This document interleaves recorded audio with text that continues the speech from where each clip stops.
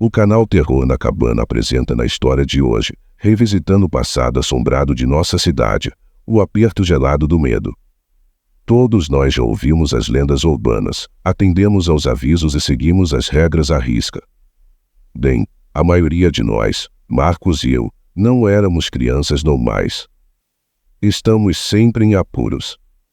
Fazíamos de tudo, desde jogar rock até roubar lojas e ir a passeios divertidos. Éramos, sem dúvida, os adolescentes mais desprezados da cidade.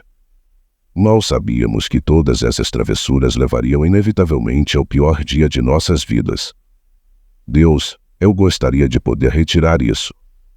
As pessoas da minha cidade sempre foram muito supersticiosas, não tipo, você salgou e beliscou o ombro esquerdo. Superstição, não, algo aconteceu aqui há muito tempo, algo sinistro, algo que ainda pesa sobre os moradores da cidade meio século depois. Veja bem, na década de 1970, as crianças começaram a desaparecer.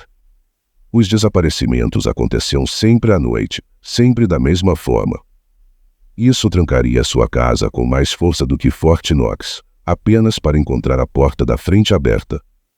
Na manhã seguinte, os sequestros começaram a aumentar. Enquanto isso, relatos noturnos de um caminhão de sorvete passando pela vizinhança começaram a inundar o departamento de polícia. Cada vez que as autoridades eram chamadas, independentemente do tempo de resposta, o caminhão já tinha partido quando chegou. Curiosamente, não tínhamos caminhão de sorvete na década de 1970. Nossa, ainda não sabemos. Sempre foi um lugar onde todos se conheciam, e nenhuma família na cidade jamais teve um caminhão de sorvete. Naturalmente, as pessoas começaram a associar o caminhão ao desaparecimento. Aparentemente, as pessoas estavam tentando pegar o misterioso sequestrador ao volante. Foi então que os adultos começaram a desaparecer. O homem que confrontou o motorista nunca mais foi visto. O medo começou a atingir o ponto de ebulição. As pessoas entraram em pânico e as famílias com crianças começaram a fazer as malas. Mesmo alguns sem familiares estão pensando em se mudar. Então, justamente quando quase metade da população estava prestes a se dividir, todos pararam. Sequestros noturnos, avistamentos de caminhões de sorvete, tudo isso. Os residentes da cidade nunca se recuperaram verdadeiramente. Quero dizer, como eles poderiam? Desde então, a maioria das famílias das vítimas mudou-se, acabando por perder a esperança de voltar a ver os seus entes queridos. Não posso dizer que os culpo. Eu também não vou ficar depois disso. Aqueles que ficaram paranoicos, então fizeram de tudo para garantir que algo assim nunca acontecesse novamente. Infelizmente, isto reflete-se num conjunto de regras extremamente rigoroso. As meninas não podem ir a lugar nenhum sozinhas. As portas e janelas de todas as casas devem estar sempre trancadas, e claro, ninguém pode sair à noite por qualquer motivo. A cidade fecha antes do pôr do sol, um lembrete não tão sutil. Enquanto crescia, sempre achei que as histórias eram bobagens. Acho que esta é apenas mais uma desculpa preguiçosa para os pais cuidarem dos filhos para não termos problemas. Joyce, eu deveria ouvir uma última vez. Não vou fugir com você esta noite. Você conhece as regras. Carla sussurrou, apagando distraidamente seu caderno. Vamos, esta é a única regra que ainda não quebramos. Você desenhou o carro da polícia do policial Dawkins, e era disso que tinha medo. Eu não tenho medo. Isso é diferente. Isso é algo sagrado. Você mora aqui há tanto tempo quanto eu. Você deveria saber disso. Ele se virou, fingindo estar ouvindo a palestra entorpecente sobre mitose da senhora Yara. Você não está pelo menos um pouco curioso? Você não pode me dizer seriamente que nunca pensou em sair à noite. Deve haver mais do que eles deixam transparecer. Joyce, eu não vou com você. Se você quer arriscar sua vida saindo à noite, vá em frente, mas não me incomode. O tom de Marcos era firme. Eu nunca o tinha visto levar algo tão a sério antes e isso me assustou. Nós silenciosamente modelamos para o resto da classe. Marcos tem me incomodado o dia todo. Comecei a me perguntar se tinha ido longe demais. Vou te dar um tempo para se acalmar. Eu tinha acabado de colocar o livro no armário quando Marcos se aproximou de mim. Eu pulei e quase deixei cair minha mochila. Eu não esperava vê-lo novamente naquele dia. Olá, amigo. Achei que você ia me deixar voltar para casa sozinha. Ele olhou para mim e isso causou arrepios na minha espinha. Seu rosto estava escrito com dolorosa determinação. Irei com você. Estou surpreso. Ele estava tão determinado antes. O que mudou? Você tem certeza? Quer dizer, eu não quero que você vá. Se você não está feliz com isso, tenho certeza que preciso saber. Ele disse, desviando o olhar. Ok, vamos nos encontrar na sua casa à meia-noite. Parece bom, certo? Marcos olhou para mim timidamente. Você realmente não achou que eu deixaria você voltar para casa sozinho, não é? Eu sorri e sorri para ele. Eu não penso assim. Marcos aparentemente estava de volta ao que era antes, voltando da escola. Ouvi atentamente enquanto ele divulgava sobre seu último plano de vingança. Ele estava planejando detonar uma bomba no armário de Beck Nelson para denunciá-lo. Eu não me importo se eu for envolvido em mais uma de suas pegadinhas. Só estou feliz que as coisas tenham voltado ao normal entre nós. Eu pagarei, Marcos segurou, batendo o punho na palma da mão. Eu mal podia esperar para ver sua cara feia. De qualquer forma, vejo você hoje à noite, eu disse enquanto caminhava pela entrada. Pode apostar que nos despedimos e observei Marcos continuar andando pela calçada. A meia-noite não pode chegar logo. Esperei ansiosamente pelo anoitecer. Eu senti como se meu coração fosse pular do peito a qualquer momento. Minha adrenalina sempre aumenta antes de termos um pequeno incidente infeliz. Eu observo o tempo como um falcão. Meus pais tinham ido para a cama, então fiquei sozinho. Este é um jogo perigoso. Às 23h58, meus olhos estavam grudados nos números na tela do meu telefone, tão próximos, e foi quando ouvi um som de din. Algo bateu forte na minha janela. Meus olhos se arregalaram e um sorriso apareceu em meus lábios. Quando cheguei à fonte, Marcos estava do lado de fora, com os braços levantados como um quarterback. Ah, aqui está você. Ei, ele disse, jogando a pedra em sua mão. Cara, você me assusta muito. Onde devemos nos encontrar na sua casa e por que você não me manda uma mensagem como uma pessoa normal? Desculpe, estou ficando inquieto. Ele olhou para seus pés e sussurrou. Meus pais levaram meu telefone semana passada, lembra? Ah, sim. Descendo, eu disse com cautela, saindo e olhando para a escada que coloquei propositalmente sob a janela. Desci o último degrau e caí na grama com um baque suave. Prepare-se. Eu disse, ansioso para sair. Ok, vamos lá. Marcos disse, segurando minha mão. Corei e ele rapidamente recuou. Então, sob a fraca luz amarela do poste de luz, notei que seu rosto estava vermelho. Dan, me desculpe, eu não queria. Eu só quero ir, só isso. Não, você está bem, eu entendo. Houve uma pausa longa e estranha antes de Marcos falar. Então, para onde vamos? Eu não faço ideia. Não pensei tão à frente. Onde você quer ir?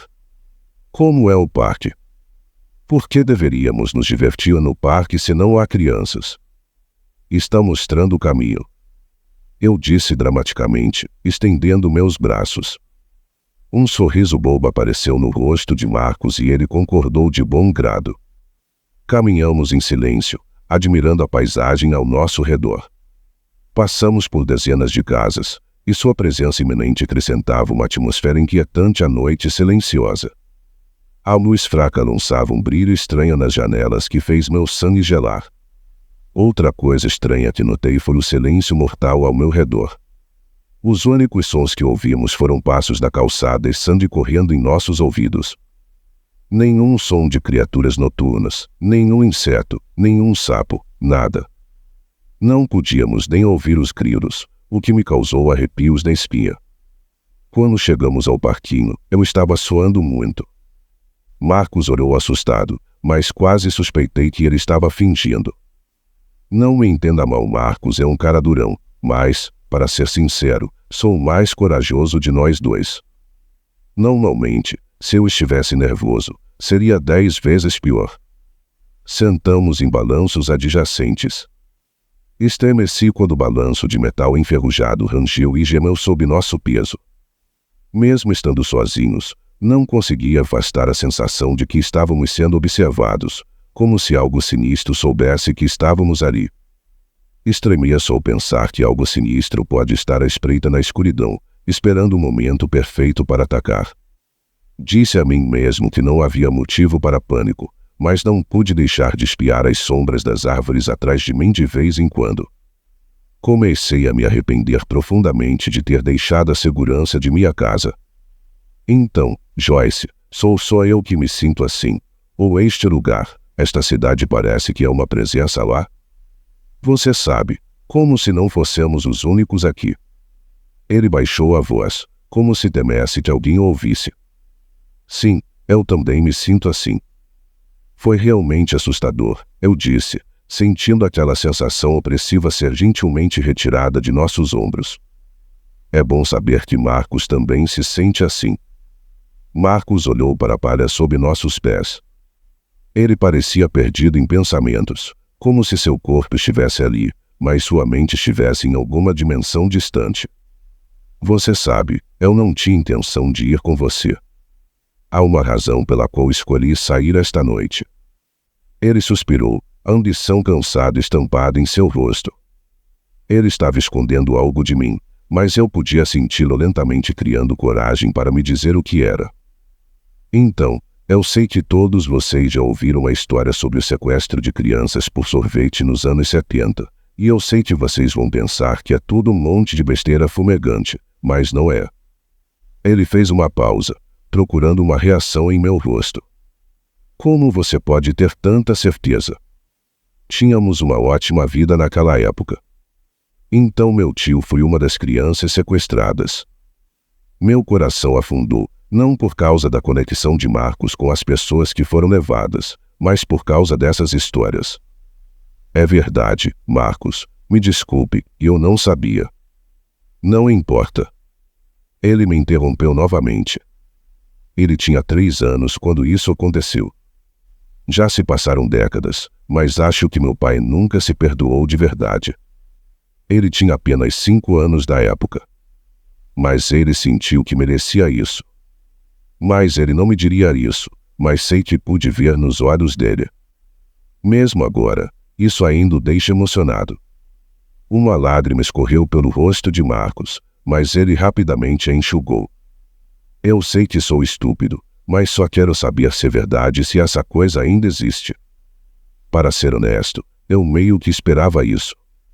Eu sei que não tenho muita chance de matar o mentor, mas isso pode ajudar. Bem, ele sorriu e apontou para uma faca preta afiada. Sim, acho que isso aumentará suas chances. Eu faço truques. Você sabe que também não vou deixar você sozinho. Não quero estourar sua bolha, embora não ache que isso vá acontecer esta noite. Sim, você provavelmente está certo. Marcos disse, levantando-se do balanço. Vamos para casa. Isso funciona para mim, já vi o suficiente. Juntei-me a ele e voltamos para casa. Assim que chegamos à rua, ouvi um barulho estridente. O som cortou o silêncio como uma faca enferrujada. É lento e melódico, mas algo está errado. Marcos e eu nos entreolhamos, olhos arregalados como fontes. Meu coração batia forte no peito conforme ele se aproximava. Eu estou sangrando. A música na London Bridge diminuía gradativamente, entrelaçada com o som da caixa de bonecas, e cada intervalo me trazia ondas de pânico. Então apareceu lentamente. um caminhão branco dobrou a esquina da nossa rua. Um cone comicamente grande estava no topo, voltado para o céu como um foguete, pronto para decolar. As janelas eram tão escuras que eu não conseguia ver nada nem ninguém atrás do volante. Queria correr, gritar, esconder alguma coisa, mas estava paralisado de medo. O caminhão estava se aproximando. O medo criou raízes em meus ossos. Eu não sei o que fazer. Eventualmente, o incidente passou.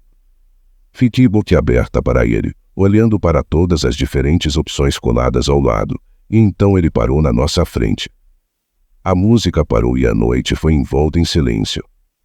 Minha respiração ficou presa na garganta, esperando que algo acontecesse. Sem qualquer aviso, a porta traseira do caminhão de sorvete se abriu. Olhei para Marcos. Sua expressão horrorizada se transformou em curiosidade. Ele começou a caminhar em direção ao caminhão aberto. Suas pernas pareciam se mover mentalmente, arrastando-o cada vez mais para perto. Até hoje não sei porquê, mas nem tentei impedi-lo. Não, eu me juntei a ele. Não sei como explicar, mas havia algo fascinante naquele caminhão, algo que me agarrou e puxou sem esforço, e eu não tive forças para pará-lo. Nós dois nos aproximamos hesitantes e paramos atrás dele. Olhei para minha boca aberta e estava impecável. O interior é branco brilhante, com fileiras de freiras brilhando. Você se gaba de todos os sabores de sorvete imagináveis. Minha única vontade naquele momento era entrar na traseira daquele caminhão e experimentar os diversos sorvetes que ele tinha a oferecer. Nada de ruim acontecerá. É apenas um caminhão de sorvete. Afinal, Marcos interveio antes que eu pudesse reagir. Ele se virou para mim e estendeu a mão para me ajudar a levantar. Eu nem tive a chance de aproveitar.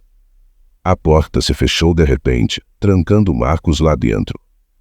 Jamais esquecerei a expressão de terror absoluto em seu rosto. Pouco antes de a porta se fechar, saí do transe. Enquanto o caminhão de sorvete passa pela estrada. Seus pneus cantavam enquanto andava, deixando-me sozinho sob a luz da rua. Eu desabei e corri para casa em lágrimas. Não posso perder Marcos. Ele é meu único amigo de verdade. Entrei pela porta da frente, balbuciei para meus pais e caí no chão aos pés deles. Eu não me importava se tivesse mais problemas, só queria encontrar uma maneira de recuperar meu amigo. Eles chamaram a polícia, notificaram os pais de Marcos e formaram uma equipe de busca. Acho que não preciso te contar, mas eles não o encontraram. O paradeiro de Marcos permanece desconhecido. Nunca mais fui o mesmo desde então. Não importa quanto tempo passou, quantas sessões participei, quanto tentei esquecer. A imagem do rosto horrorizado de Marcos ainda está gravada na minha memória. Mas o olhar de puro terror estampado no rosto do meu melhor amigo me arrepiou ainda mais e ainda não consigo entender isso. Quando olhei para trás do caminhão de sorvete, não havia ninguém ao volante. Então por que estou lhe contando isso? Por que agora?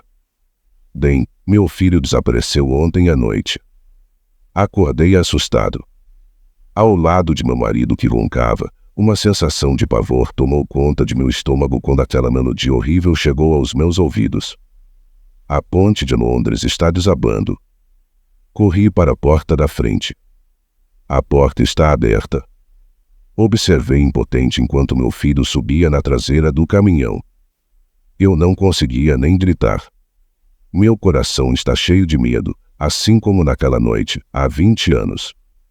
Uma onda de pânico correu pelas minhas veias como veneno, porque enquanto o caminhão de sorvete se afastava com meu filho, notei que as janelas estavam abertas e juro que por uma fração de segundo vi Marcos piscando para mim do banco do motorista. E essa foi nossa história de hoje. Se você tiver coragem para se inscrever em nosso canal para acompanhar mais vídeos que sairá em poucos dias, então aproveite agora e não deixe essa oportunidade passar. Compartilhe também esse vídeo e outros de nosso canal para outras pessoas assistirem. Assista a esse outro vídeo que o YouTube está lhe recomendando. Te vejo em nosso próximo vídeo aqui do canal Terror na Cabana.